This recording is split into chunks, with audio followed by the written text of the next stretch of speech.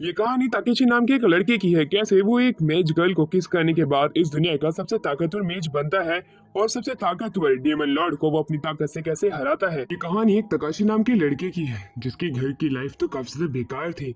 उसे घर के अंदर नकारा जाता था, इसलिए वो रोजाना स्कूल जाया करता था। उसका साथ देने के लिए उसकी गर्लफ्रेंड कुरोमी भी होती थी। वो रोजाना स्कूल जाते हुए अपने डोजो के अंदर प्रैक्टिस किया करता था।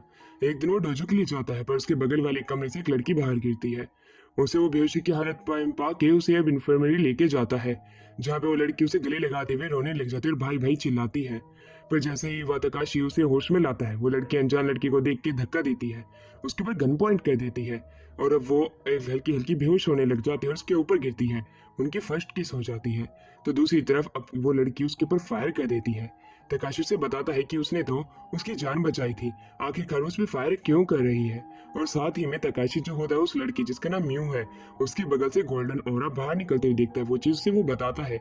वो लड़की उससे पूछती है क्या वो सच में एक तरह की लाइट उसके पीछे से देख पा रहा है, पर तभी उसके पीछे एक बटरफ्लाई आ जाती है जिससे वो लड़की जिसका नाम म्यू है वो उसे मार देती है। उसे बता देती है कि उसका भाई उसका पीछा कर रहा है मारने के लिए। पर तभी उसका भाई गेट खोल के आ जाता है जिसके हेयर ब्लैक होती है और लंबी स्वॉर्ड। जैसे ही वो उसे देखती है वो भागने की कोशिश करने लग जाती है, पर उसके साथ ही उनके भागने के रास्ते बंद कर देते हैं और सबसे बड़ा आदमी जिसका नाम ओयो गामी है, वो अपनी बड़ी स्वॉर्ड के साथ उस लड़की के ऊपर अटैक करने के लिए आगे आने लगता है। तकाशी उस लड़की को बचाने के लिए उसके हर एक अटैक को रोकने लग जाता है, पर वो लड़का जिसके पास बड़ी स्वॉर्ड है वो उसकी स्वॉर्ड को बड़ी ही आराम से काट देती है क्योंकि वो लकड़ी की होती है।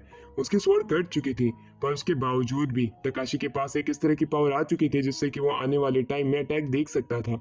इसकी मदद से वो उस लड़के को डिफेंड कर पाता है और कन्फ्रंट करता है, और उसकी स्वॉर्ड उसके हाथ से पीछे की तरफ गिर जाती है और वो स्वॉर्ड जाके खिड़की पे लगती है जिसकी मदद से वो भाग के वहां से निकल आते हैं।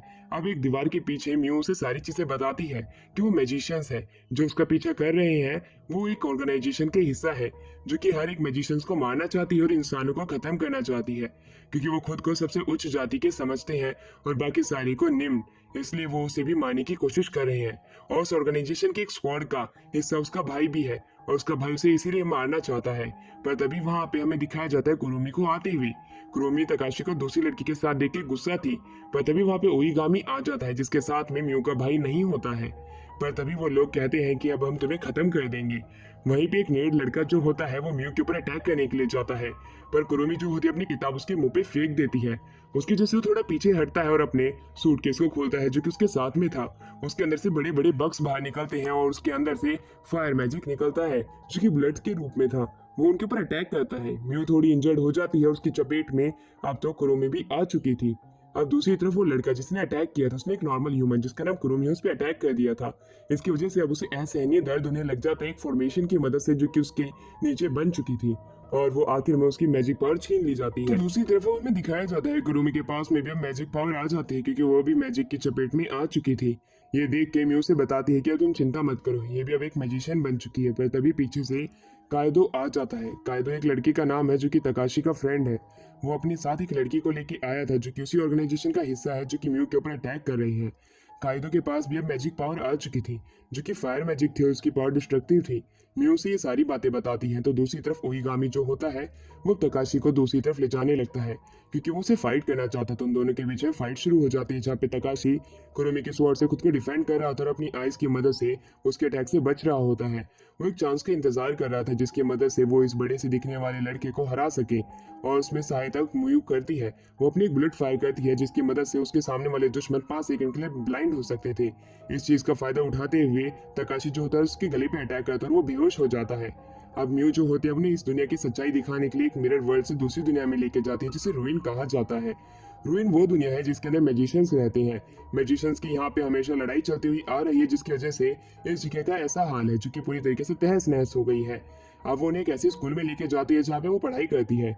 वहाँ की प्रिंसिपल जो होती है वो 15 साल की दिखने वाली एक बच्ची लग रही थी, पर वो तो एक बुढ़ी औरत के समान है।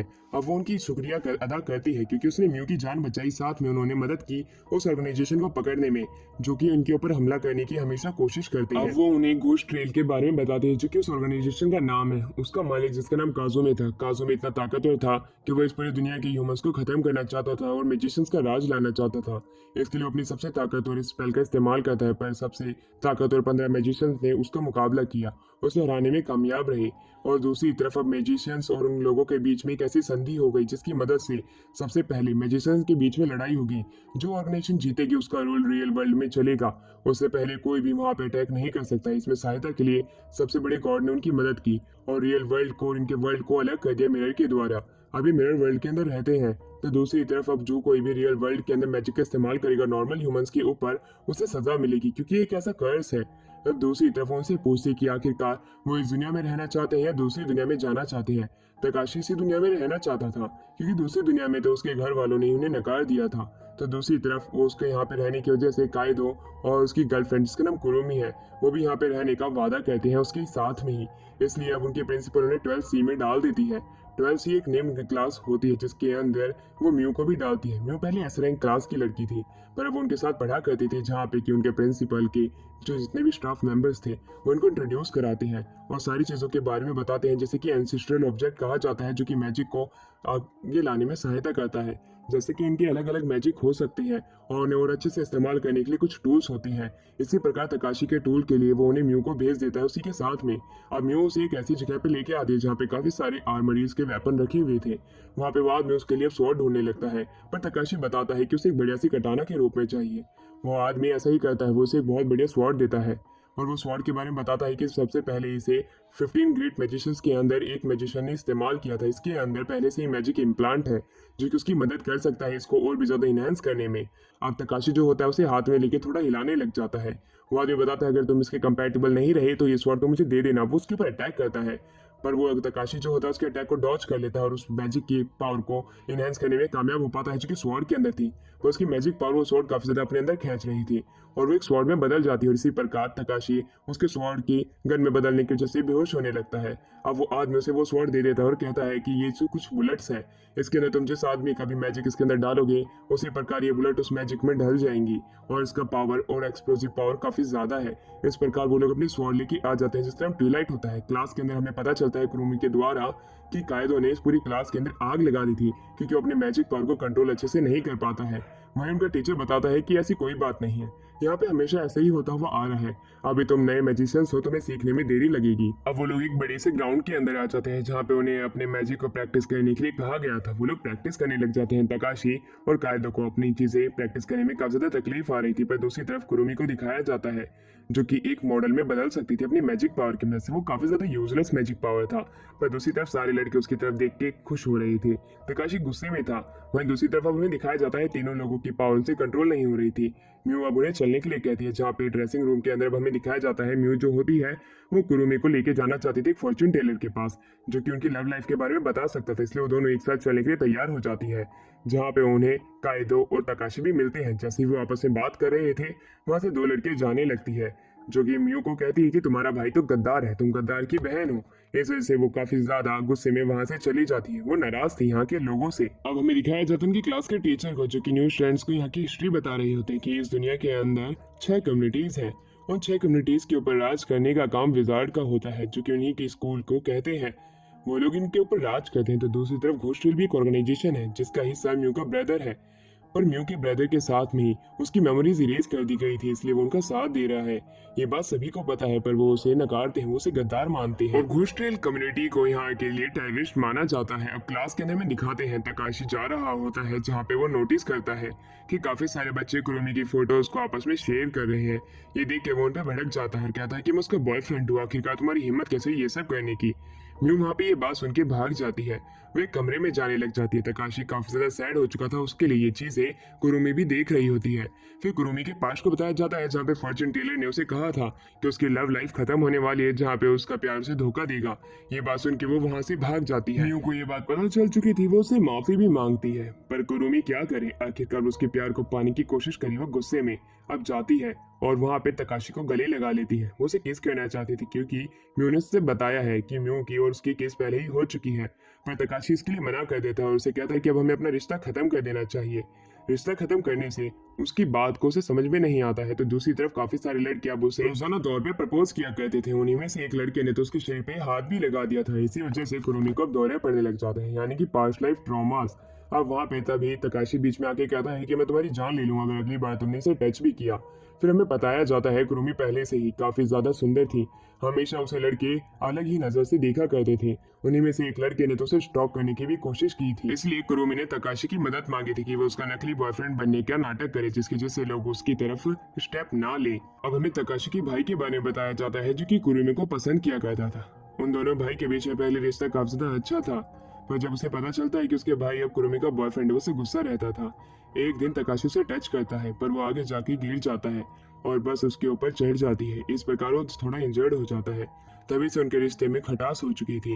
वहीं कुरुमी अब उसे शांत होने के लिए कहती है और साथ ही में वो अपनी पिक्चर्स में से एक पिक्चर उसे लौटा देती है कि उसे देख के अपने स्वॉर्ड से प्रैक्टिस कर सकता है रात के समय में। और वो तकाशी को अपने पुराने रिश्ते में आने के लिए मनाने में काफी ज्यादा खुश हो जाती है कि वो मना चुकी थी उसे। वहीं तकाशी जो होता है उसकी बात को भी मान लेता है क्योंकि उसके पास और कोई चारा नहीं है। स्कूल के दौरान अब हमें कायदो को दिखाया जाता है जिससे कि वही बुलेट पकड़ाई जाती है तकाशी के द्वारा। वो उसमें अपना मैजिक डालने की कोशिश करता है पर वो उसमें कामयाब नहीं हो पाता है।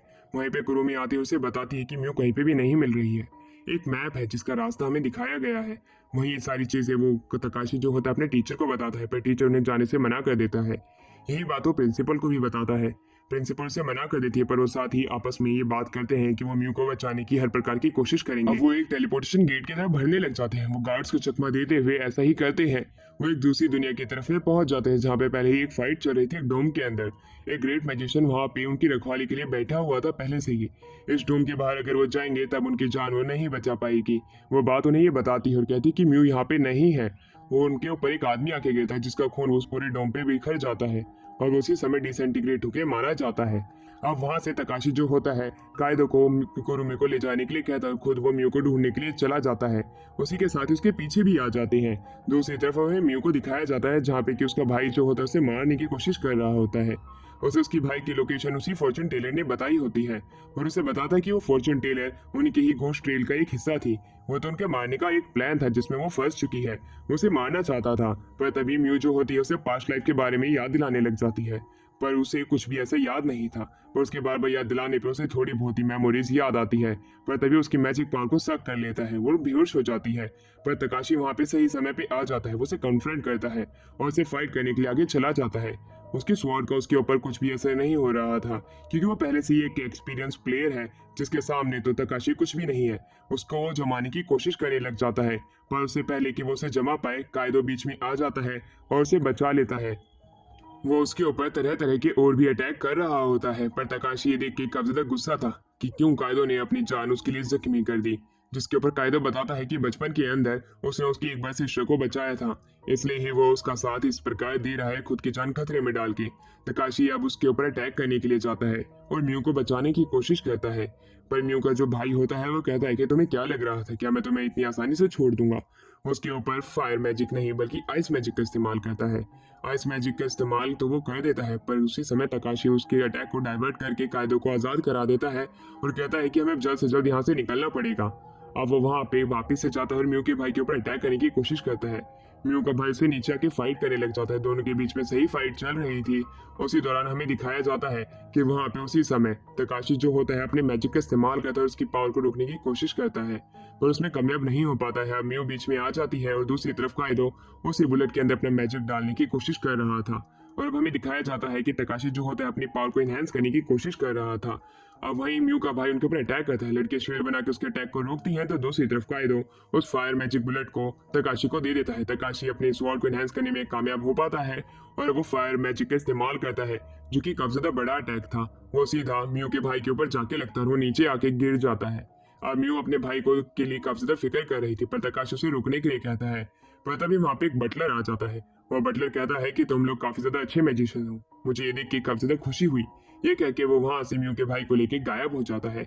ये बात वो प्रिंसिपल को बताती हैं। दूसरी तरफ प्रिंसिपल उनके ऊपर गुस्सा थी, वो भी इंजर्ड थी अभी रिसेंट की फाइट के अंदर। वो कहती है कि आखिरकार तुम अपनी जान इस तरह खतरे में क्यों डाल रही हो, तुम्हारी जान हमारे लिए काफी ज्यादा इंपॉर्टेंट है क्योंकि तुम ही आने वाले भविष्य हो। ये बात सुन के तकाशी जो होता है वो कहना चाहता था कि हम म्यू के भाई को बचाना चाहते हैं, जिसके लिए प्रिंसिपल कहती है सबसे पहले तुम्हें एक टेस्ट को क्लियर करना पड़ेगा। और वो टेस्ट के बारे में बताया जाता है जो कि मिड टर्म टेस्ट होता है, जिसके अंदर एक विलेज के अंदर एक बहुत बड़ा कैसल है, एक सीधा कैसल। ये एक इल्यूजन कैसल है, इसके पास में तुम्हें जाना है। तुम्हारे लेवल के हिसाब से अलग अलग लेवल सेट किए जाएंगे, इस प्रकार तुम उसके अंदर जा पाओगी और इसी प्रकार तुम म्यू के भाई को बचा पाओगे। ये टेस्ट शुरू होते हैं जिसके अंदर हमें दिखाया जाता है सिटी के अंदर वो सारे लोग भागने लग जाते हैं, जहाँ पे काफी सारे स्पाइडर्स के ऊपर गैंटलिंग गन लगी हुई होती है जो कि उनके ऊपर नॉनस्टॉप अटैक करने लग जाती है। काफी सारे बच्चे इंजर्ड होते हैं, दीवारें टूट जाती हैं, पर तकाशी अभी भी बचा हुआ था। वो वहाँ पे देख पाता है ओईगामी को वो कहता है कि आखिरकार तुम यहाँ क्या कर रहे हो। ओईगामी को कुछ भी चीज याद नहीं होती है। वो कहता है कि आखिरकार तुम कौन हो। तकाशी को फिर पता चलता है कि उसकी यादें सारी मिटा दी गई हैं। ये बात ओईगामी को भी पता होती है, उसे पिछली लाइफ के बारे में कुछ भी याद नहीं था। अब वो अपने रास्ते जाने लग जाता है। दूसरी तरफ बच्चे के ऊपर अलग अलग मॉन्स्टर्स अटैक कर रहे थे। वो खुद को बचाने की पूरी कोशिश कर रहे थे, पर तभी टेस्ट साइड में ग्लिच होता है। फिर हमें पता चलता है कि यहाँ पे गोल्ड ट्रेलर ने हस्तक्षेप कर दिया है इनकी टेस्ट साइड के अंदर, जिसमें फॉर्चून टेलर उनकी मदद कर रही थी।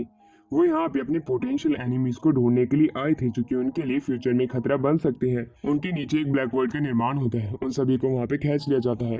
तकाशी वहाँ पे अपने साथियों से मिलता है और जो कोई भी वहाँ पे इंजर्ड हो रहा था वो दूसरी दुनिया में चला जा रहा था। ओयागामी इसी प्रकार कुरुमी की मदद करता है, जिसमें वो थोड़ा इंजर्ड हो चुका था, इसलिए उसे दूसरी दुनिया में भेज दिया जाता है। पर जाने से पहले कुरुमी कहते हैं कि आखिरकार तुम्हें मुझे बचाने की जरूरत क्या आई, पर वहाँ से गायब हो चुका था। दूसरी तरफ अब हमें दिखाया जाता है कुरुमी और वो सारे आपस में बात कर रही थी कि आखिरकार अब हम यहाँ से बच के कैसे निकलें। ये बात ओयागामी की भी छेड़ देते हैं, जिसमें म्यू ने बताती है कि उनकी यादें अब चली गई हैं। वो लोग पहले घोस्टेल के हिस्सा थे, अब वो विजार्ड के हिस्सा बन चुके हैं। पर तभी वहाँ पे एक बहुत बड़ा गोलेम आ जाता है। उस गोलेम से बाकी लोगों को बचाने के लिए तकाशी उस पे अटैक करता है। सारे लोग उसकी अब मदद करने लग जाते हैं, पर वो गोलेम काफी ज्यादा ताकतवर था। कायदो को भी काफी ज्यादा दिक्कत आ रही थी उसको रोकने में। वो अपने फायर मैजिक को समन नहीं कर पा रहा था।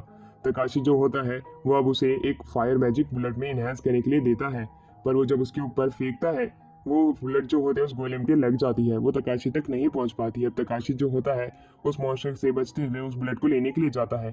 कायदो उसके पंच का अटैक करता है और अपने फायर मैजिक की मदद से उसे रोक पाने में कामयाब हो पाता है। इसी चीज का फायदा उठाते हुए तकाशी उस फायर मैजिक बुलेट को अपने स्वॉर्ड में डालता है और उस गोलेम को आधा काट देता है। तो दूसरी तरफ वो गोलेम मरने के बाद एक कार्ड में बदल के उस फॉर्चून टेलर के पास में जाता है। वो फॉर्चून टेलर जो होती है वो कहती है कि आखिरकार में 15 ग्रेट मैजिशियन के ट्विलाइट स्वॉर्ड का इस्तेमाल करने वाला आखिरकार कोई तो आ ही गया। तो अब हमारा सीन शिफ्ट होता है। हमें क्लासरूम को दिखाया जाता है जहाँ पे कि कुरुमी बोल रही होती है तकाशी को कि उसे उसके पेरेंट्स की श्राइन पे चलना है, पर तकाशी मना कर देता है, इसलिए कुरुमी रूट के वहां से चली जाती है।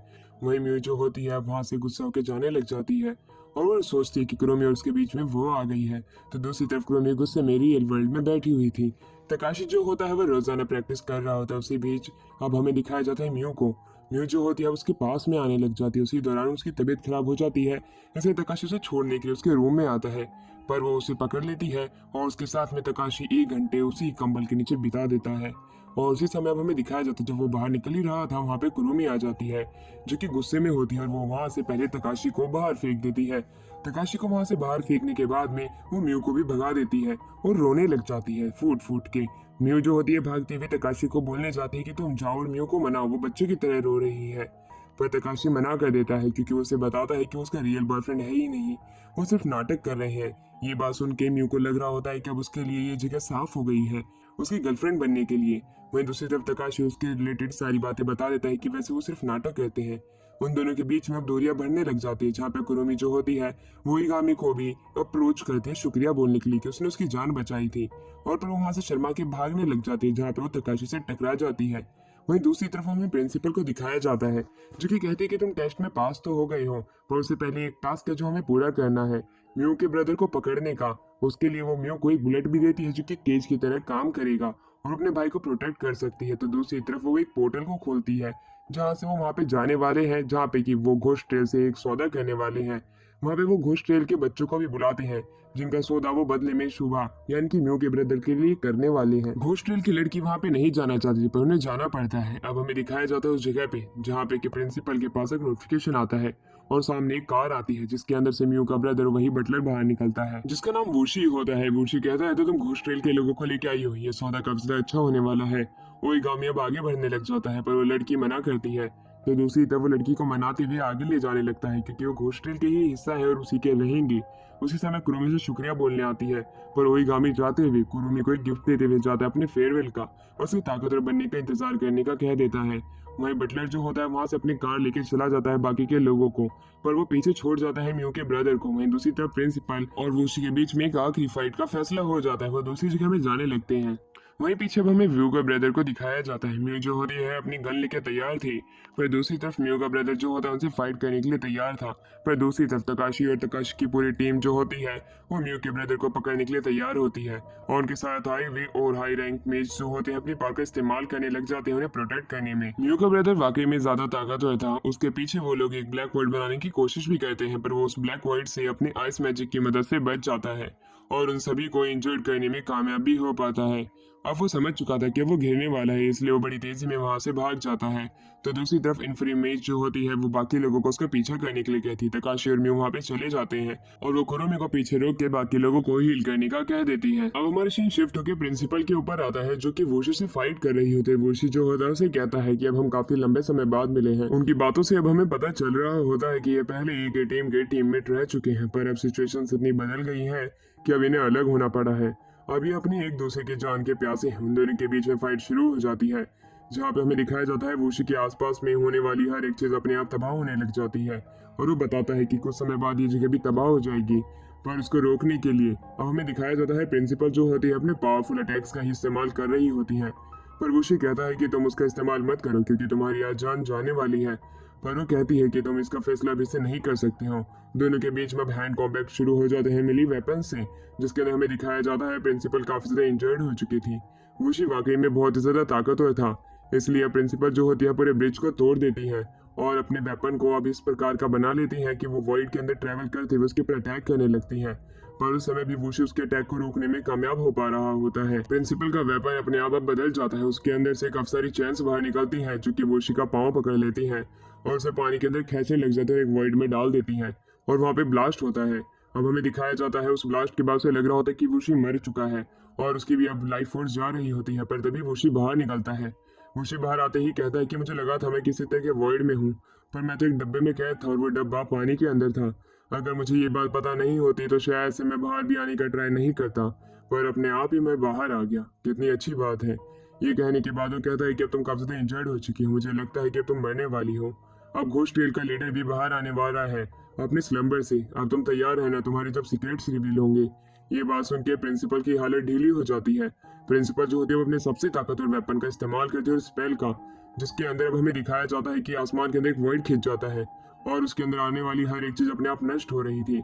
इसी प्रकार वो खुद को बचा लेता है वुशी, पर वुशी के ऊपर एक कार आके लगती है और उस कार की वजह से उसका बैलेंस जो होता है वो पहले से बिगड़ जाता है।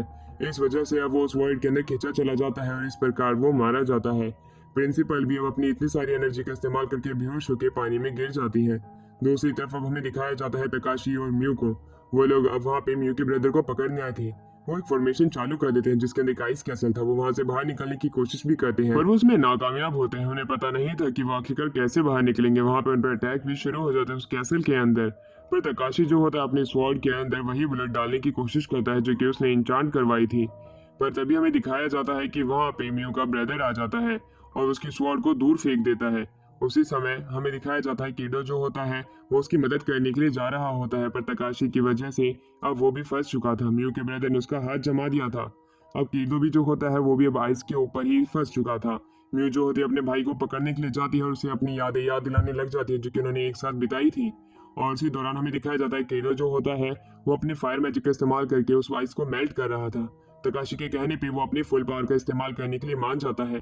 दूसरी तरफ अब म्यू को दिखाया जाता है। म्यू अपने भाई को कहती है, भाई होश में आ जाओ, मैं नहीं चाहती हूँ कि हम दोनों में से किसी की जान जाए। पर उसका भाई उसकी जान लेने ही वाला था और उसके गला पकड़ के ऊपर कर ही रहा था। उसी समय हमें दिखाया जाता है एक बहुत बड़ा ब्लास्ट होता है और तकाशी वहाँ पे आ जाता है। तकाशी जो होता है म्यू को पीछे हटने के लिए कहता है और उससे फाइट करने की बात करता है, पर म्यू भी चाहती थी कि वो भी इस फाइट का हिस्सा बने और अपने भाई को बचाए, इसलिए वो भी उससे कहने लग जाती कि भाई वापिस आ जाओ। उसकी आंखों से आंसू गिरते हुए देख के म्यू के ब्रदर के अंदर एक अलग सी ही फीलिंग आती है, उसे फ्लैशबैक्स याद आने लग जाते हैं। उसी दौरान उन्हें एक ऐसा मौका मिल जाता है कि वो उसे वापस जाने के लिए मना सके। उसी दौरान म्यू बुलेट को भरती है अपनी गन के अंदर और उस मैजिक का इस्तेमाल करती है जो कि उसे प्रिंसिपल के द्वारा एक बुलेट से मिला था। और वो अपने भाई को पकड़ने में कामयाब हो पाती है। अब हमें उसके भाई को दिखाया जाता है जो कि बेड पे लेटा हुआ था। उसकी आंखें खुलती है और कहता है कि म्यू, मैं वापस आ चुका हूँ। उसकी बात सुन के म्यू रोने लग जाती है, उसे पकड़ लेती है। वो लोग अभी स्कूल के अंदर थे। वहीं दूसरी तरफ हमें दिखाया जाता है तकाशी को बुरे सपने आ रहे थे, जिसके अंदर वो एक ब्लड पूल में लेटा हुआ था। कुरुमी उसके पास में आती है, जिससे कि कुछ चैनें अपनी तरफ खींच लेती है और वो उस चीज को रोक भी नहीं पा रहा होता है। होते हुए उसकी आंखें खुलती है, उसका सिर्फ एक बुरा सपना था, पर इस तरह का बुरा सपना उसने पहली बार देखा था। दूसरी तरफ अब हमें दिखाया जाता है उसकी मैजिक स्वॉर्ड को, जो कि उसका मैजिक अपने अंदर शो कर रही थी और एक ट्रांसफॉर्मेशन ले रही थी एक लड़की के रूप में। अब हमें दिखाया जाता है म्यू का भाई अब उन लोगों को एक तरीके से इंस्ट्रक्टर बन चुका था, वो उन्हें हाई लेवल मैजिक सिखाया कहता था। वहीं दूसरी तरफ म्यू जो होती है वो रोजाना की तरह इस बार तकाशी को गिफ्ट देने आई थी। आज वैलेंटाइन डे था, चॉकलेट देने आई थी। पर दूसरी तरफ म्यू का ब्रदर भी वही सेम चॉकलेट दिखाता है और कहता है कि तुम कोई खुद को ज्यादा एक्स्ट्राऑर्डिनरी मत समझो, यही चॉकलेट मुझे मेरी बहन ने दी है। ये कह के वो वहां से चला जाता है। दूसरी तरफ कुरुमी भी जो होते उसके लिए वही चॉकलेट लेके आई थी, क्योंकि कुरुमी और म्यू ने दोनों ने मिलकर ही ये चॉकलेट बनाई थी।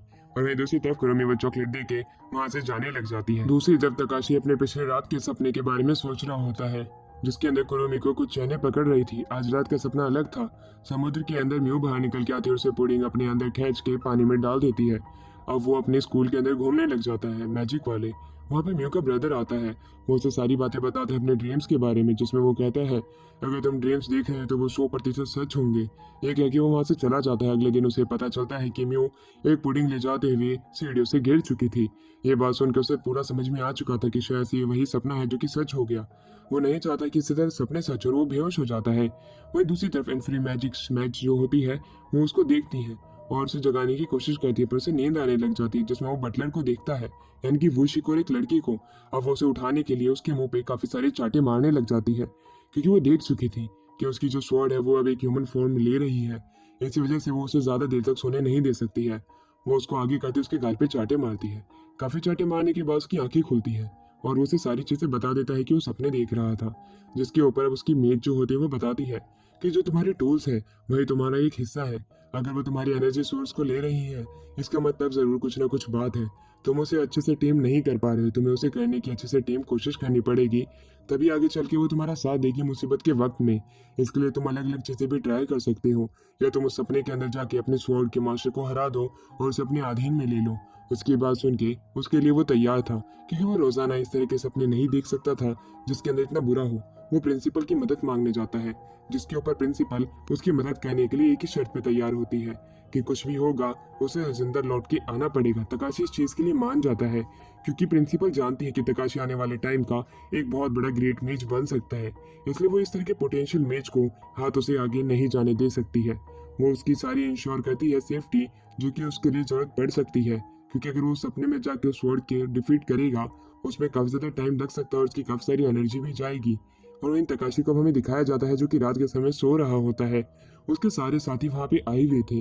वहाँ पे वो मेज भी थी जो कि इन्फ्री रूम की टीचर है। प्रिंसिपल कहती है कि तुम अपने सपने में डाइव करने के लिए तैयार हो जाओ, बाकी की चीजें मैं संभाल लूंगी। इसी प्रकार हमें मेज को दिखाया जाता है जो कि उसके ऊपर स्लीपिंग स्पेल इस्तेमाल करती है, तो प्रिंसिपल एक डोम बना के उसे प्रोटेक्ट करती है।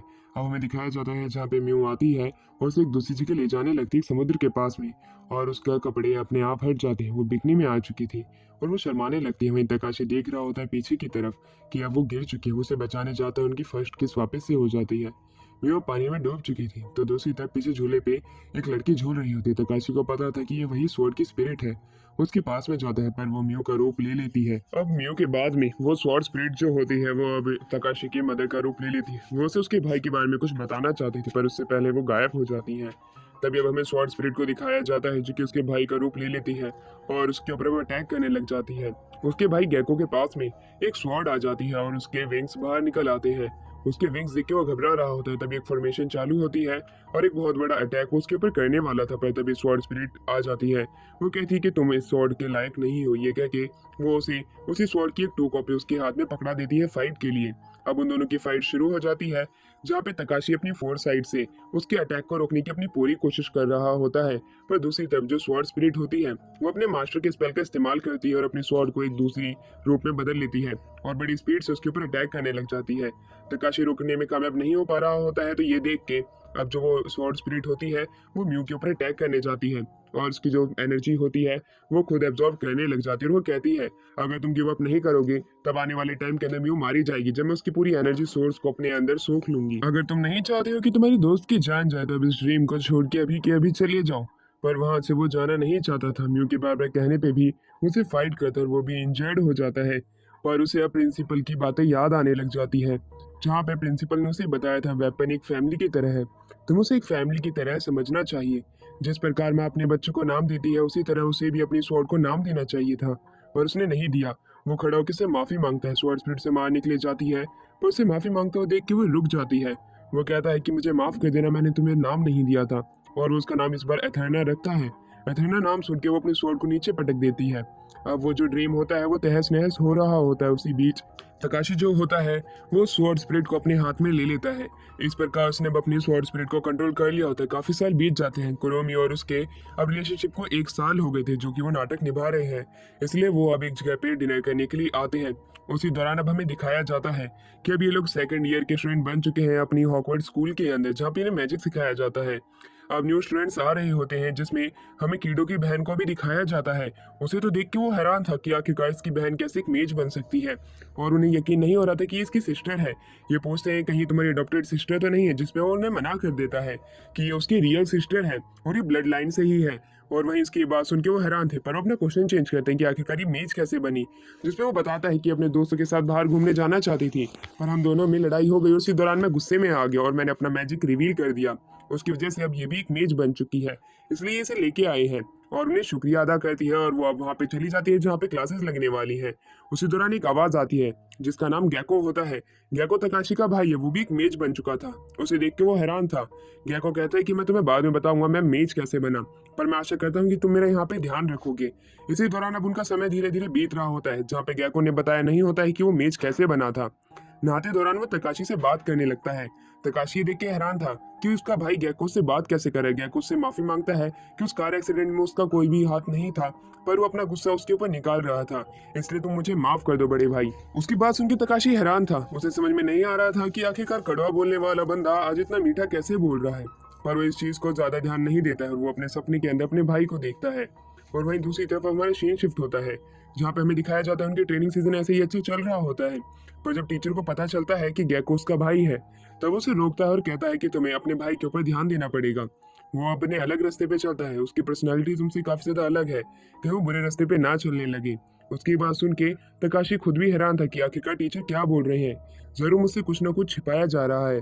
वो ये बातें सोच रहा होता है और रात में जब वो सोता है उसे एक ड्रीम आने लगता है, जहाँ पे उसे अपने भाई का ड्रीम दिखाया जाता है, जहाँ पे उसे कहता है कि मैं तुमसे हर एक वो चीज छीन लूंगा जो कि तुम्हें मेरी वजह से मिली है, चाहे वो ट्विलाइट स्वॉर्ड हो या कुरोमी हो, मैं तुमसे दोनों ही चीजें छीन लूंगा। उसकी ये बात सुन के वो काफी ज्यादा घबरा जाता है। उसकी आंखें खुलती है, वूशी उसके सामने था। उसे देख के वो अपने स्वॉर्ड पकड़ के उससे लड़ाई करने के लिए तैयार था, पर वूशी कहता है मैं तुम्हें मारने को मार सकता हूँ, पर मैं बात करने आया हूँ। उसकी बात सुन के ताकाशी पूछता है कि आखिरकार तुम्हें क्या बात करनी है, जिसपे वो बताता है कि मैं आज तुम्हें हिस्ट्री सिखाने वाला हूँ। बहुत साल पहले 18th सेंचुरी के लास्ट में विजार्ड ब्रेस के जितने भी मेजेस थे उन्होंने आम मेजेस को मारना शुरू कर दिया। उनका मानना ये था कि मैजिक का इस्तेमाल सिर्फ प्योर ब्लड लाइन के ही लोग कर सकते हैं, और इस प्रकार उन्होंने काफी सारे लोगों को मार डाला था। उस समय की आधी पॉपुलेशन खत्म हो गई थी। इसी प्रकार वो हमारा भी इस्तेमाल करना चाहते थे। जिसके बाद में वो अपनी कहानी और घोस्ट ट्रेलर की लीडर की कहानी बताता है, जहाँ पे कि विजार्ड ब्रेस उसको अपनी टीम में शामिल करना चाहते थे, पर काजुमे जो था वो इंडिपेंडेंट रहना चाहता था और वो खुद से अपने मैजिक का खुद इस्तेमाल करना चाहता था। पर जब उन्हें पता चलता है विजार्ड ब्रेस को कि काजुमे उनकी टीम में नहीं आना चाहता है, तब उन्होंने उसे धमकी देने की कोशिश की, उसके माँ बाप को बंदी बना के। पर काजुमे एक अड़ियल बच्चा था, उसने उनकी इस तरह की धमकी को नहीं माना और जिसे धमकी दे रहा था वो उस मेज को उसने उसी समय खत्म कर दिया। उस वजह से विजार्ड ब्रेस काफी ज्यादा गुस्सा हो गए थे और इस कारणवश उसने काजुमे के सारे साथी और उसकी फैमिली मेंबर्स को एक एक करके मारना शुरू कर दिया। इसी प्रकार अब काजुमे ने घोस्ट ट्रेलर नाम की ऑर्गेनाइजेशन बनाई जो कि विजार्ड ब्रेस के खिलाफ लड़ती है। उसने इस तरह के लोगों को ढूंढा जो कि विजार्ड ब्रेस के आतंक की वजह से डरे हुए थे। तकाशी हैरान था, वो कहता है पर काजुमे भी तो आम लोगों को मार ही रहा है, इसमें क्या अंतर है? जिसके पर वाशी कहता है कि ऐसी बात नहीं है, उन लोगों ने इतने सालों तक अत्याचार किया था, हमने तो सिर्फ उनके खिलाफ में लड़ाई शुरू की थी। और वहीं अब वो उसकी मदर के बारे में भी बताते, एक फाइट के अंदर उसकी मदर भी एक मेज थी। उसकी मदर वही मेज थी जिसके पास ट्विलाइट स्वॉर्ड थी। पर वहीं काजुमे के एक फ्रेंड को उसकी मदर से काफी ज्यादा प्यार था, जब काजुमे ने उसकी मदर के ऊपर अटैक किया था। उसकी मदर को बचाने के लिए काजुमे का फ्रेंड बीच में कूद पड़ा था, इस वजह से वो मारा गया था। उसके दोस्त के मरने का पछतावा उसे आज तक है। इस तरह की बात सुन के तकाशी हैरान था, क्योंकि उसने कभी भी नहीं सोचा था कि जिसको वो अपनी माँ मानता था वो विजार्ड ब्रेस की पहले एक मेज रह चुकी है। ये फाइट 20वीं सदी से पहले की है। उसकी मदर की एज काफी ज्यादा है। वाशी जो होता है उससे कहता है कि तो तुम किसकी साइड से फाइट करना चाहते हो, विजार्ड ब्रेस या घोस्ट ट्रेलर। ये बात सुन के तकाशी कह देता है कि मैं दोनों की तरफ से फाइट नहीं करना चाहता हूँ। ये वॉर बेबुनियादी है, इसकी वजह से किसी का भी भला नहीं होने वाला। और वो कहता है कि काजुमे ने भी तो काफी सारे नादान लोगों को मारा है, जिसके ऊपर वाशियो कहता है कि तुम क्या बात बोल रहे हो। विजार्ड ब्रेस ने आज तक जितने भी लोगों को मारा है उसके सामने घोस्ट ट्रेलर कुछ भी नहीं है। तुम उनकी हकीकत अभी भी नहीं जानते हो। जब तुम अपने प्रिंसिपल से इसके बारे में पूछोगे तभी तुम्हें सारी सच्चाई के बारे में पता चलेगा। तकाशी को शुरुआत में लग नहीं रहा था वाशियो जितनी भी चीजें बोल रहा है क्या वो सब सच में हकीकत है भी या नहीं, या वो झूठ बोल के उसे अपनी तरफ करने के लिए आया है। पर वाशियो यहाँ पे एक चीज के लिए और भी आया था। वो उसे उसकी ट्विलाइट स्वॉर्ड मांगता है, जिसके ऊपर वो अपनी ट्विलाइट स्वॉर्ड देने से मना कर देता है, जिसका नाम अब एथेना है। वो एथेना को देने से इनकार करता है। पर दूसरी तरफ वाशियो कहता है कि काजुमी के फ्रेंड की आखिरी निशानी है, क्योंकि उसने इसके मालिक को बचाते हुए अपनी जान दी थी। ये क्योंकि वो चला जाता है। इस प्रकार तकाशी की आंखें खुलती है और अगले दिन अब वो प्रिंसिपल के पास जाता है और पूछता है कि अब विजार्ड ब्रेस ने पहले लोगों को खत्म किया था, इसका काला सच आखिरकार है क्या। वही प्रिंसिपल जो होती है वो उसे बताने से मना कर देती है, पर उसे थोड़ी थोड़ी चीजें बता देती है। उससे उसे यकीन हो जाता है कि जितनी भी चीजें वाशियो ने रात के समय बोली थी वो सब सच है। वो ये कह के वहां से भाग जाता है। और दूसरी तरफ हमें दिखा जाता है वाशियो को, जिसके आगे काजुमी लेटा हुआ था। वो अपनी आंखें खोलता है और इसी प्रकार वो अपनी आंखें बंद भी कर लेता है। वाशियो उसकी आंखों से आंसू निकलते हुए देख के फॉर्चून टेलर को बुलाता है। फॉर्चून टेलर वहां पे आके बताती है कि अभी सही समय नहीं आया है जब काजुमे को जागना है। कुछ समय इसी प्रकार बीत जाते हैं और जैसे ही काजुमी की आंखें खुलती है वो सही समय आ चुका है जब सेकंड ग्रेट मेज वॉर शुरू होने वाली है। वो अपने साथियों को इसकी शुरुआत करने की हाँ बोल देता है, वाशियो के कहने पे कि अब हमें लड़ाई शुरू कर देनी चाहिए। हम काफी समय से इसी चीज का इंतजार कर रहे थे। काजुमी की हाँ और दूसरी तरफ ग्रेट मेज वॉर शुरू। अब हमें दिखाया जाता है मैजिक स्कूल के अंदर, जहाँ पे तकाशी को अभी भी वही रेड ड्रैगन से रिलेटेड सपने आ रहे होते हैं। अचानक से उसकी फोरसाइट आइज जो होती है काम करने लग जाती हैं और उसे वापस से एक दृश्य दिखाई देता है। वो सभी बच्चों को झुकने के लिए कहता है। एक भूकंप अब उनकी स्कूल के अंदर आने लग जाता है। सभी बच्चे हैरान थे कि आखिरकार क्या हो रहा है। तकाशी जो होता है कुरुमी को कांच के शीशों से बचाने के लिए अपने मैजिक का इस्तेमाल करता है। खिड़की के बाहर देखता है, उसे एक रेड ड्रैगन दिखाई पड़ता है जो कि उसी के ड्रीम के अंदर आया करता था। और वहीं दूसरी तरफ कीडो अपनी बहन को बचाने के लिए चला जाता है। अब हमें दिखाया जाता है सभी बच्चे जो होते हैं कॉरिडोर के अंदर जा रहे होते हैं। वहीं अब हमें यह भी दिखाया जाता है कि काफी सारे लोग जिन्होंने ये की रेड कलर के कपड़े पहने हुए थे, उन्होंने इनके स्कूल के ऊपर अटैक कर दिया है। वो हर तरीके से यहाँ पे बच्चे को मारने की कोशिश कर रहे होते हैं, जो कि उनके लिए पोटेंशियल एनिमी बन सकते हैं इन फ्यूचर। दूसरी तरफ म्यू जो होती है वो अपने भाई को बचाने के लिए चली जाती है कि आखिर उसका भाई कहाँ पे है। उसे कुछ लोग घेर लेते हैं। वो उसके ऊपर अपने मैजिक से अटैक कर ही रहे होते हैं कि वो उसका भाई वहाँ पे आ जाता है और म्यू को बचा लेता है। अपने आइस मैजिक की मदद से उनको खत्म कर देता है। प्रिंसिपल के रूम के अंदर हमें दिखाया जाता है जैसे ही वो बाहर आती हैं, 3 लोग उसे आके घेर लेते हैं, जो कि एक 6 में से एक कम्युनिटी का हिस्सा है। वो ये देख के कहती है कि तुमने घोस्ट ट्रेल के साथ हाथ मिला लिया है, जिसके ऊपर वो कहते हैं हाँ अब हम उन्हीं के साथ में तुमसे फाइट करेंगे। वो तीनों को इनविजिबल ट्रायो के नाम से भी जाना जाता है। वो लोग इस रूम को पैक कर देते हैं। वहां से बाहर निकलने के लिए प्रिंसिपल जो होती है अपने डोम का इस्तेमाल भी करती है और उस ब्लैक वॉइड का भी, पर वहां से बाहर नहीं निकल पाती है। सामने उन 3 मेजेस में से एक मेज वहां का ऑक्सीजन कम कर देता है, पर तब भी प्रिंसिपल को ऑक्सीजन लेने में कोई दिक्कत नहीं आ रही होती। वो उनके डोम को तोड़ देती है और वो कहती है कि आखिरकार तुम लोग यहाँ पे आ तो गए, पर तुम्हें मेरी ताकत के बारे में पता नहीं था, इसलिए शायद सब तुम्हें मुश्किल होगी मुझे हराने में। पर वो लोग उससे फाइट करने के लिए तैयार थे, पर प्रिंसिपल जो होती है उसे कुछ चंद मिनट ही लगते हैं उन लोगों को खत्म करने में। वो एक वर्ड ओपन करती है और उन्हें एक जगह बंद कर देती है। जैसे वो चैन की सांस लेती है वहां पे वही फॉर्चून टेलर आ जाती है, जो कि अपनी कार्ड में से एक डीमन को बाहर निकालती है और वो डीमन उसे फाइट करने लग जाती है। प्रिंसिपल को काफी दिक्कत आ रही होती है, वाशु से ज्यादा ताकतवर ये लग रही होती है। उसी समय फॉर्चून टेलर अपने ड्रैगन को भी समन कर लेती है। ड्रैगन के आगे प्रिंसिपल ज्यादा देर नहीं टिकती है, वो उसकी एक ही टील के अटैक में हार जाती है, वो बेहोश हो जाती है। तो दूसरी तरफ एक कॉरिडोर में अब हमें गेको को दिखाया जाता है, जिसने की लाल कपड़े पहने थे। उसे सेफ देख के वो खुश तो थे, पर गेको कहता है कि तुम मेरी चिंता मत करो, मैं घोस्ट ट्रेल की तरफ से फाइट करने के लिए आया हूँ। उसकी ये बात सुन के वो लोग हैरान थे कि आखिरकार गेको क्या कह रहा है कि वो घोस्ट ट्रेल की तरफ से फाइट करने के लिए यहाँ पे आया हुआ है। वो तकाशी से वो चीज का बदला लेना चाहता है जिसमें उसकी गलती थी। उसी ने उस कार के नीचे उसको धक्का दिया था। वो अपने टांगों का सही से इस्तेमाल नहीं कर सकता था, पर घोस्ट ट्रेल ने उसे एक ऐसी अपॉर्चुनिटी दी जिसकी मदद से आज वो चल सकता है और उससे फाइट करने लग जाता है। फाइट करते दौरान वो उससे बताता है कि घोस्ट ट्रेल ने मुझे ऐसी पावर दी है जिसका मैं सपना भी नहीं देख सकता था, और वो अब तकाशी को हराने लगता है। तकाशी उसके सामने घुटनों पे आ चुका था, उसे काफी ज्यादा मारता है और उसकी स्पीड उससे काफी ज्यादा तेज थी। वो कुछ ही चंद सेकंड के अंदर एक जगह से दूसरी जगह टेलीपोर्ट हो जाया करता था, जो कि तकाशी की फोरसाइट से ज्यादा खतरनाक एबिलिटी थी। इस प्रकार वो तकाशी को ओवरपावर करने में कामयाब हो पा रहा था और उसके कंधे के अंदर अपनी स्वॉर्ड डाल देता है। पर उसे बचाने के लिए कुरुमी बीच में आ जाती है और उसे छोड़ने के लिए कहती है, क्योंकि वो आखिर में उसका भाई तो है। जिसके ऊपर गेको कहता है कि क्या करूंगा मैं उस भाई का जिसने मेरे को कार के नीचे धक्का दे दिया, जिसने कि मेरी जिंदगी के अंदर होने वाली हर एक चीज छीन ली। आखिर तुम्हें भी उसने मुझसे छीन ही लिया। ये कहने के बाद उसे फाइट करने के लिए तैयार था। तकाशी भी अपने पाँव पे खड़ा होता है और कहता है, तो तुम मुझे मार के कब ज्यादा खुश हो जाओगे।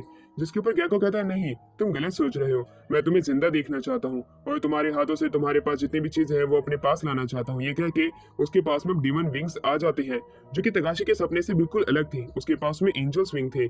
पर इस तरह अब जो गेको होता है वो तकाशी को पूरी तरीके से ओवरपावर कर देता है और उसे दूर फेंक देता है। कुरोमी जो होती है वो वापस से तकाशी को जाके पकड़ लेती है और कहती है, गेको तुम उसे छोड़ दो। पर गेको जो होता है कुरुमी को खींचने लगता है, पर उसके हाथ को दूर करके तकाशी के पास जाती है और वो अपने मैजिक का इस्तेमाल करने लग जाती है।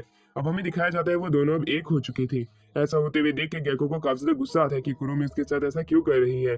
वो उन दोनों को अलग करता है और कहता है कि कुरुमी, आज तुम मेरे साथ चलने वाली हो। ये कहने के बाद में वो कुरुमी को अपने साथ में ले जाने लगता है और साथ में वो तकाशी को भी। तकाशी अब एक ड्रीम के अंदर था जहाँ पे हर जगह अंधेरा था।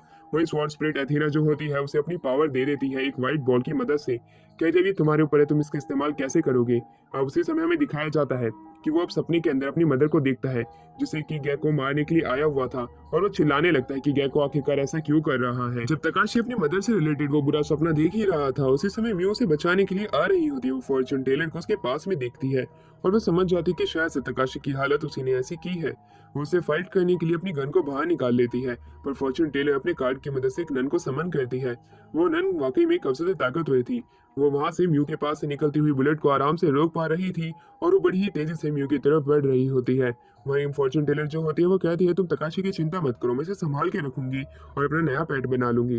वो नन अब म्यू को पूरी तरीके से ओवर पावर कर देती है। जब वो उसे खत्म करने वाली ही थी कि तभी वहां पे कुछ रेड ड्रेस पहनी हुई लड़कियां आ जाती हैं, जो कि वहां पे आते ही सबसे पहले उस नन को हराती है और उस फॉर्च्यून टेलर के हाथ से तकाशी को पीछे छुड़वा के उसे बचा लेती है। फॉर्च्यून टेलर अपनी जान बचा के भागती है। अब वहाँ पे तकाशी की आंखें खुलती है। उसके सामने ये लड़कियां अपने आप को इंट्रोड्यूस कराती है और उनमें से एक लड़की खुद को म्यू के ब्रदर की गर्लफ्रेंड बताती है। उसी समय म्यू का ब्रदर भी वहाँ पे आ जाता है, जो कि अपनी गर्लफ्रेंड को देख के काफी ज्यादा खुश था और उसे शुक्रिया कहता है। अगर वो यहाँ पे नहीं होती तब वो शायद से अपनी बहन को और उसके बॉयफ्रेंड को जिंदा नहीं देख पाता। वहीं दूसरी तरफ तकाशी की हालत काफी ज्यादा खराब थी। उसे अपने पाँव पे भी खड़ा नहीं हुआ जा रहा था। इसलिए अब म्यू का ब्रदर जो होता है अपनी गर्लफ्रेंड को उसके हॉस्पिटल में लेके जाने की बात करने लगता है और उसमें मान जाते हैं। वहीं म्यू के पास में कुरुमी का छोड़ा हुआ एक ब्रेसलेट टाइप कुछ पेंडेंट था। वहीं अब वहाँ पे तकाशी की आंखें खुलती है। वो अपने पास म्यू को देख के काफी ज्यादा खुश होता है और वो कहता है कि आखिरकार कोई तो मेरे साथ में है। और ये कहने के बाद उसे जब पास में ला ही रहा था तभी वहाँ पे केदो आ जाता है, जो कि उसे गले लगा के रोने लगता है और कहता है कि मेरी बहन को वहाँ पे कुछ विजार्ड लेके चले गए। एक इंस्पेक्शन का कह के मैंने रोकने की कोशिश तो किया पर मैं कामयाब नहीं हो पाया। वहीं म्यू उनके बारे में बताती है। वो कुछ ऐसे इंस्पेक्टर्स होते हैं जो कि विजार्ड ब्रेस के अंदर ऐसे ताकतवर मेजिस को इकट्ठा करते हैं, जो कि काफी ज्यादा ताकतवर होते हैं। तुम्हारी सिस्टर भी उन्हीं में से एक है। वहीं दूसरी तरफ अब हमें दिखाया जाता है कि म्यू के बताने पे कि जब वो वहाँ पे मिला था वहाँ पे कुरुमी नहीं थी। कुरुमी को गेको लेके गया हुआ है। अगर उसे उसके बारे में कुछ भी पता है तब वो इस चीज को उन्हें शेयर कर सकता है, क्योंकि वह तभी कुरुमी को ढूंढ पाएंगे। म्यू का ब्रदर ये सब उसे कह रहा होता है। इसकी मदद से वो उसको ढूंढने में कामयाब तो हो सकते हैं और वो वहाँ पे तकाशी को बाहर जाने के लिए मना कर देते, क्योंकि ग्रेट वॉर शुरू होने वाली है और ग्रेट वॉर के अंदर वो इस तरह इंजर्ड जाएगा तब वो सबसे पहले मारा जाएगा। इसलिए तकाशी भी अब वहाँ पे बेड रेस्ट करने का इरादा बना लेता है। फिर वो अपनी मदर को भी देखना चाहता था, क्योंकि उसके ड्रीम्स ने उसे अभी तक अच्छे से जीने नहीं दिया है। वही म्यू जो होती है कुरुमी के उस पेंडेंट को बताने से मना कर देती है। वो शेयर नहीं करना चाहती थी। रात के समय तकाशी जो होता है एक वॉक पे निकलता है। वो मीरू को नहीं उठा सकता था। उसी हॉस्पिटल के अंदर वो म्यू के ब्रदर उसकी गर्लफ्रेंड की बातें सुन रहा था, जहाँ पे उसकी गर्लफ्रेंड बोल रही थी कि तुम्हारे कहने पे ही मैं उसे अपने हॉस्पिटल में लेके आई हूँ, जो कि सिर्फ गर्ल्स का ही है। मैं उसे ज्यादा समय तक यहाँ नहीं रख सकती हूँ। पर म्यू का ब्रदर जो होता है उससे रिक्वेस्ट करता है कि उसे रख लो, क्योंकि वो इंजर्ड है। अगर वो विजार्ड ब्रेस में गया तब उसे फ्रंट लाइन पे भेज दिया जाएगा और वो मारा जाएगा।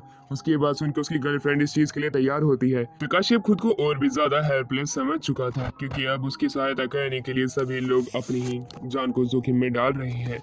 उसी समय अब हमें दिखाया जाता है अगले दिन वो म्यू को ढक देता है और दूसरी तरफ काजू में जो होता है अपने घोषिल के सभी लोगों को फाइट के लिए तैयार कर देता है, क्योंकि अब एक फुल एज वॉर होने वाली है। दूसरी तरफ वुशी जो होता है उस मेज को मारने के लिए जाता है, जिसने कि वो कर्ज लगाया होता है कि नॉर्मल वर्ल्ड के अंदर मेजेस फाइट नहीं कर सकते हैं।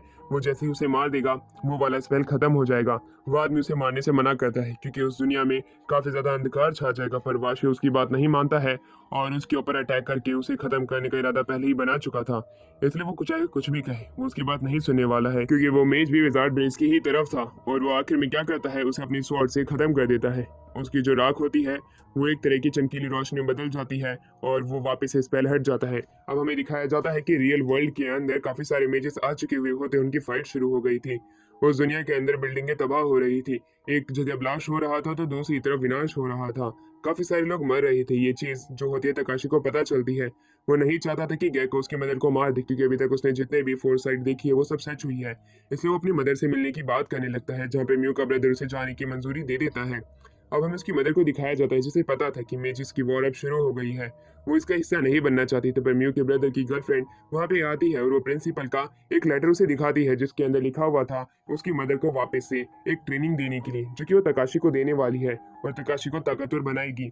उसकी ये बात सुनकर उसकी मदर इसके लिए पहले तो तैयार नहीं थी, और उस लेटर को जब वो खोलती है तब उसके पास में एक रिंग बाहर निकल के आती है, जिसकी मदद से वो तकाशी को ट्रेन कर सकती है। तो दूसरी तरफ तकाशी भी स्ट्रांग बनना चाहता था और अपने साथ वाले लोगों को जिंदा रखना चाहता था। इसलिए अब माँ और बेटे दोनों मान जाते हैं। एक जगह में हम दिखाया जाता है, तकाशी कहता है मदर आप मुझे कैसे मैजिक सिखाओगे, आपके पास तो मैजिक ही नहीं है। पर वो रिंग उसकी मदर को कुछ समय के लिए मैजिक इस्तेमाल करने की अपॉर्चुनिटी देगा। इसलिए उसकी मदर जो होती है कहती है अब तुम्हारी ट्रेनिंग शुरू होने वाली है, इस ट्रेनिंग में तुम्हारी जान भी जा सकती है। ये बात सुनकर तकाशी पहले हैरान था कि आखिरकार ये किस तरह की ट्रेनिंग होगी, और वहीं दूसरी तरफ उसकी मदर सबसे पहले पूछती कि आखिरकार तुम किसकी तरफ से फाइट करना चाहते हो। तकाशी इस बात को लेकर कंफ्यूज था। वो कहता है कि मैं सिर्फ अपने लोगों को बचाने की कोशिश करूंगा। उसकी बात सुनकर उसकी मदर उसकी ट्रेनिंग शुरू करा देती है। सबसे पहले तो वो उसे स्वॉर्ड चलाना सिखाती है, आग पे ब्लाइंड फोल्ड करके उसके सर पे काफी बार अटैक करती है और सिर्फ उसे उसका साउंड सुन के उसको डिफाइन करने का कहती है। इसमें वो कामयाब होने लगता है और अपनी मदर को एक अच्छी टक्कर दे रहा होता है। पर दूसरी तरफ उसकी मदर जिस रिंग की मदद से मैजिक का इस्तेमाल कर रही थी, वो रिंग उसकी मदर के लाइफ फोर्स को खा रहा होता है। अब हमें दिखाया जाता है म्यू को और तकाशी को, जो कि शाम के समय मिलते हैं और अब आपस में बात करना शुरू कर देते हैं, जहाँ पे म्यू उसकी ट्रेनिंग के बारे में उससे पूछते कि वो कैसे चल रही है, जिस पे कि तकाशी बताता है कि वो पहले से अच्छी चल रही है और वो वाकई में काफी ज्यादा ताकतवर बन रहा है। उसकी मदर काफी ज्यादा अच्छी मेज है। वहीं म्यू उसे एक ऐसे पेंडेंट देती है जिसकी मदद से हम अपनी पिछली लोकेशन पे कभी भी पहुंच सकते हैं, और ये पेंडेंट शायद से घोष ट्रेल का ही है। इसके इस्तेमाल से वो कुरुमी को बचा भी सकता है, जिसके ऊपर तकाशी जो होता है उससे कहता है कि आखिरकार तुमने ये चीज़ मुझे पहले क्यों नहीं दी। जिसके ऊपर म्यू कहती है कि तुम पहले इतने ताकतवर नहीं थे कि तुम उसे बचा के ले आ पाओगे, इसलिए मैंने तुम्हें ये चीज़ नहीं दी, और वो माफ़ी मांगती है। अगर उसने उसे मेज नहीं बनाया होता तो शायद से आज तकाशी की लाइफ ऐसी नहीं होती है। तकाशी उसे ओवर थिंक करने से मना कर देता है, क्योंकि ये उसकी लाइफ है और वो मेज बन के बहुत ही ज़्यादा खुश है कि आखिरकार वो म्यू के साथ अच्छे दिन बिता पाया है एक मेज बन के। उसकी बात सुन के वो खुश थी। दूसरी तरफ अब हमें दिखाया जाता है कुरुमी को। वो अपनी आंखें खोलती है। अब वो एक सपने में देखती है कि जहाँ पे तकाशी मर चुका था, उसकी आंखें एकदम से खुलती है और शीशे के अंदर जब वो खुद को जाके देखती है तब वो तकाशी के रूप में थी। वो तकाशी के रूप में देख के खुद को काफी ज्यादा हैरान थी। पर वहाँ पे गैको आता है। गैको जो होता है उसे बताता है कि उसने अपना भेष बदल लिया था तकाशी को लास्ट किस करने के बाद में, और गैको उसके उसके असली रूप में लेके आता है। ये कुरुमी देख के काफी ज्यादा हैरान थी और वहीं गैको को कहती है कि तुम सिर्फ अपने भाई से जलते हो कि उसके पास ट्विलाइट स्वॉर्ड और मैं हूँ, और जो कि तुम्हारे पास ये चीजें नहीं है। उसकी बात सुन के गैको को काफी ज्यादा गुस्सा आता है और वो गुस्से गुस्से में वहाँ के गेट को तोड़ देता है। गेट को टूटा पा के कुरुमी जो होती है वहां से भागने लग जाती है और गैको उसका पीछा कर रहा होता है। भागते भागते अब वो ओईगामी के पास में आ जाती है। ओईगामी से वो मदद मांगती है। ओईगामी को लग रहा होता है कि ये यहाँ पे कैसे आ गई, आखिरकार मांझना क्या है, और वो उसे अब अपने कमरे में ले जाता है जहाँ पे वो सेफ रहेगी। दूसरी तरफ कुरुमी को लग रहा होता है कि शायद ओईगामी उसकी मदद नहीं करेगा, पर ये देख के वो काफी ज्यादा हैरान थी कि वो उसकी मदद कर रहा है, और वो उसे कहती है कि मुझे विजार्ड ब्रेस की स्कूल के अंदर जाना है। पर वहाँ पे जाने का कोई भी तरीका नहीं था उनके पास में, पर वो उसे इस कैसल के बाहर ले जाने का एक रास्ता ढूंढ सकते हैं, पर उसे उनके साथ में चलना पड़ेगा। वहाँ पे एक लड़की भी आके उनकी मदद करने के लिए तैयार हो गई थी, जो कि घोषरेल का ही एक हिस्सा है।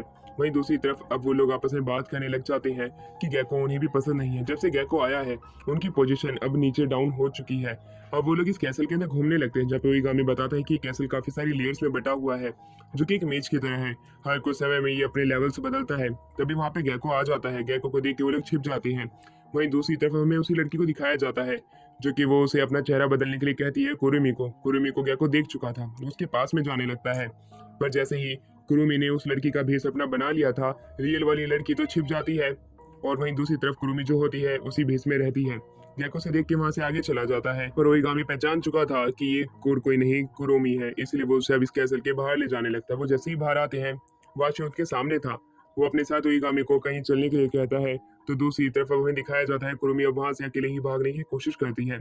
उसका हाथ उसके लिप्स पे लग जाता है, उसकी वजह से अब वो अपने असली रूप में आ जाती है। अपने असली रूप में आने के बाद वो काफी ज्यादा डरी हुई थी, कहीं कोई उसे देख ना ले, इसलिए वो बड़ी ही जल्दी जल्दी भागने लग जाती है और एक रूम के अंदर आती है। कमरे के अंदर आते ही वो कमरा बंद हो जाता है। कुरुमी काफी ज्यादा डर गई थी कि आखिरकार यहाँ पे क्या हो रहा है। एक इंसानी साया बाहर आता है, उसका हाथ पकड़ के एक शीशे से उसे दूसरी तरफ लेके जाता है। वहीं जैसे ही वो जब अपने आगे देखती है तब उसे काजुमे दिखता है। वो काजुमे को अभी तक अच्छे से नहीं जानती है और वहीं वो अपने आप को इंट्रोड्यूस कराते हुए घोस्ट ट्रेल का लीडर बताता है।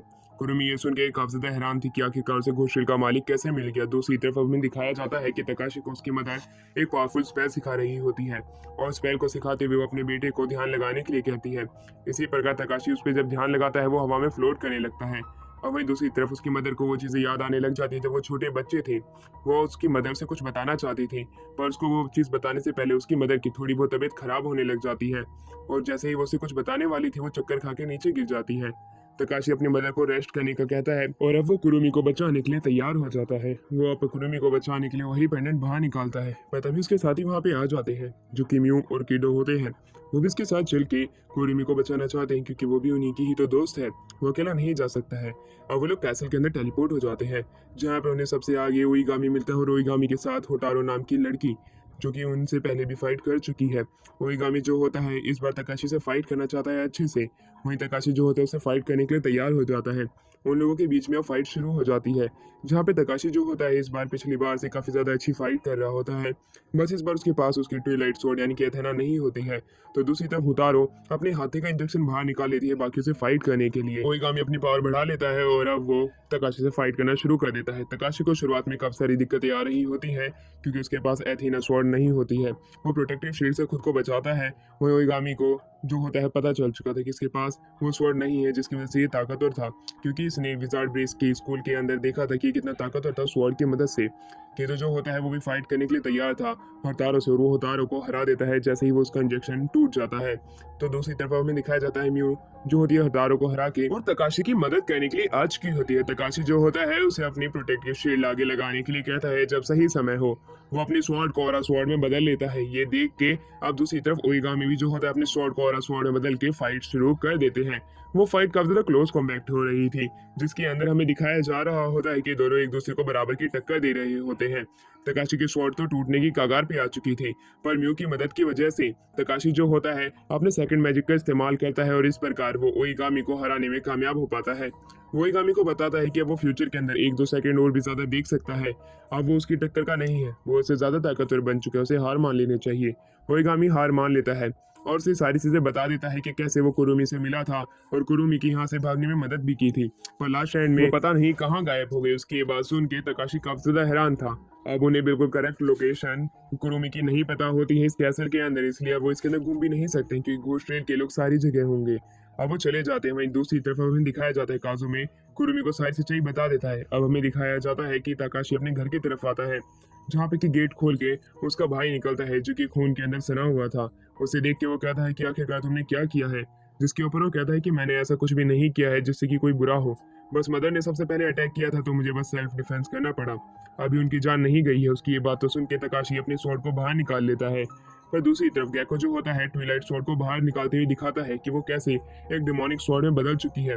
उसकी इस तरह की हालत देख के तकाशी काफी ज्यादा गुस्से में था। वहीं गेको जो होता है अब उसकी स्वॉर्ड की स्पिरिट को भी बाहर निकालता है, तकाशी को और भी ज्यादा तड़पाना चाहता था। वहीं दूसरी तरफ तकाशी जो होता है अपने नॉर्मल स्वॉर्ड को अपनी पावर की मदद से एक ऑरा स्वॉर्ड में कन्वर्ट कर लेता है। पर दूसरी तरफ वो एथेना को देख के जो कि चैन में बंधी हुई है वो काफी ज्यादा दुखी था। एथेना को जो होता है गेको के हर एक ऑर्डर को मानना पड़ता है और अब वो इसी प्रकार तकाशी पे अटैक कर देती है क्योंकि गेको ने उसके ऊपर अटैक करने के लिए उसे कहा था। उसे मारने वाली थी कि गेको उसे वापस अपने पास बुला लेता और कहता है कि ब्रदर आज हमारी आखिरी लड़ाई होने वाली है, आज हम देखने वाले हैं कि कौन जीतने वाला। और वो उसे एक और सीक्रेट बताता है जहाँ पे कि कार एक्सीडेंट में उसकी गलती नहीं बल्कि मदर की गलती थी, क्योंकि मदर ने एक प्रोफेसी के अंदर देखा था क्योंकि आने वाले समय के अंदर उनका जो यंगर सन है वो आने वाले समय में विजार्ड ब्रेस और घोस्ट ट्रेल के लिए सबके लिए खतरा बन सकता है और एक बहुत बड़ा मॉन्स्टर बनेगा आने वाले समय में। इसलिए वो विजार्ड ब्रीज के साथ उसको मारना चाहती थी, पर उसमें नाकामयाब रही जब मेरा पाँव टूट गया। और उसके बाद से उन्होंने इस तरह की कोई भी गलती करने की कोशिश नहीं की मुझे मारने की। ये बात तो सुन के अब तकाशी काफी ज्यादा हैरान था। दूसरी तरफ वो कहता है कि तुम्हारी वजह से मेरे पास जितनी भी चीजें हैं वो सारी छीनी गई है। और अब वो अपने स्वॉर्ड को ऊपर करता है और उसे फाइट करने के लिए तैयार हो जाता है।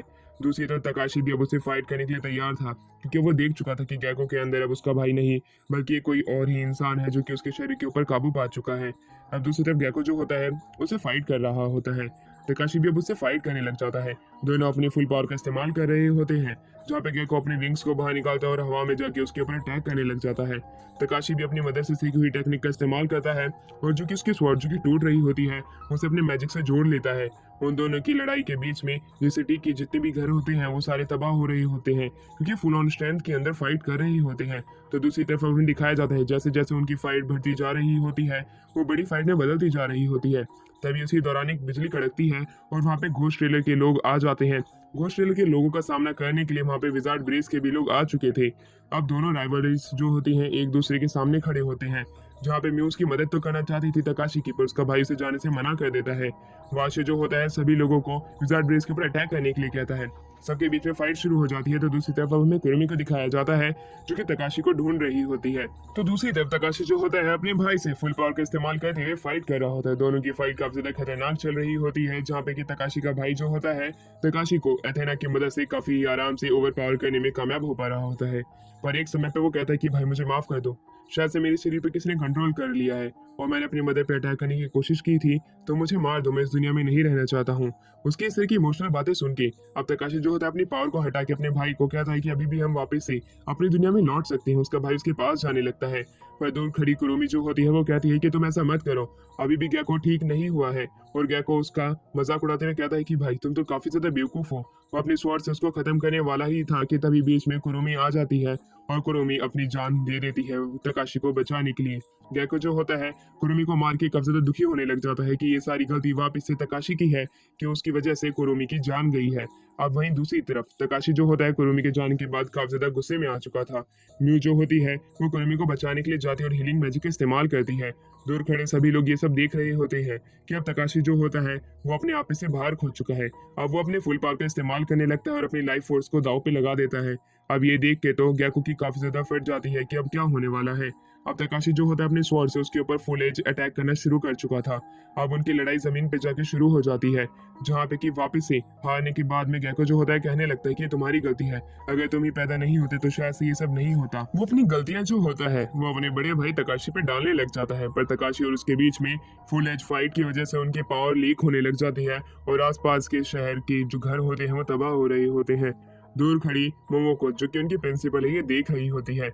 वो समझ चुकी थी ये फाइट आगे चल के बहुत बड़ा रूप ले लेगी, इसलिए वो अपने ब्लैक वाइट को उसके पास भेज देती है और ब्लैक वाइट को वो उसके पास भेजते हुए कहती है कि मैं तुम्हारी आखिरी बार मदद कर रही हूँ तकाशी, शायद से तुम इससे खुश हो जाओगे। ये कहने के बाद अब हमें दिखाया जाता है जहाँ पे वो ब्लैक वाइट गिरा था वहाँ पे एक बहुत बड़ा गड्ढा हो चुका था जिसे क्रेस्ट कहते हैं। तो दूसरी तरफ तकाशी की मदर योको को बचाने के लिए काजुमे आता है। काजुमे उसे बचा देता है। तो दूसरी तरफ वो फॉर्चून टेलर को कहता है कि आखिर तुम मेरी मदद क्यों कर रही हो, जिसके ऊपर वो कहती है कि जब से तुमने मेरी जान बचाई है तभी से मैं तुम्हारी मदद करने की कसम खा चुकी हूँ। अब वहीं दूसरी तरफ काजुमे जो होता है अपने पास से अब कुरुमी की फोटो निकालता है और कहता है कुरुमी मैंने अब माँ की जान बचा ली है। ये बात तो सुन के हमारा सीन यहाँ से फिर शिफ्ट हो जाता है कि आखिरकार काजुमे उसे अपनी मदद क्यों कह रहा है। अब काजुमे जो होता है कहता है कि मैं फ्यूचर बदलने वाला हूँ। तकाशी की आंखें खुलती हैं और वो खुद को एक बेंच पे पड़ा पाता है। वो आसपास जब घूमने लगता है तब वो खुद को विजार्ड ब्रेस की स्कूल में पाता है और वहीं दूसरी तरफ वो अपनी मदर को देखता है जो कि अपने यंगर सेल्फ में होती है। वो अपनी मदर के पास जाने लगता है, पर तभी ग्रीन हेयर टीचर आता है जो कि तो इसकी मदर से बात कर रहा था। वो भी स्टूडेंट होते हैं। ये चीज देख के वो हैरान था कि आखिरकार यहाँ पे क्या चल रहा है। वो कोई बुरा सपना तो नहीं देख रहा है। एक पोस्टर में सन 1999 था। ये चीज तो देख के वो काफी ज्यादा घबरा जाता है कि आखिरकार ये क्या हो रहा है, कहीं मैं उस ब्लैक वॉइड की वजह से ही यहाँ पे तो नहीं आ गया हूँ। अब वो दूसरी तरफ देखता है वासियों को और प्रिंसिपल को जो कि दोनों एक साथ चल रहे होते हैं। वहाँ पे कुरुमी भी आता है। कुरुमी वही लड़का है जिसने की उसकी मदर की जान बचाई थी तकाशी की काजुमे के अटैक से। वहीं अब काजुमे भी आ जाता है। अब वो देखता है कि वहाँ पे गैको भी आ चुका था। गैको को देख के तकाशी काफी ज्यादा घबरा जाता है कि आखिरकार यहाँ पे क्या हो रहा है और वो अपना सर झुका लेता है। पर जैसे ही गैको उसके पास हो जाता है कहता है कि ब्रदर तकाशी आखिरकार तुम क्या सोच रहे हो, आने वाले समय में हम दोनों की फाइट वापस होने वाली है।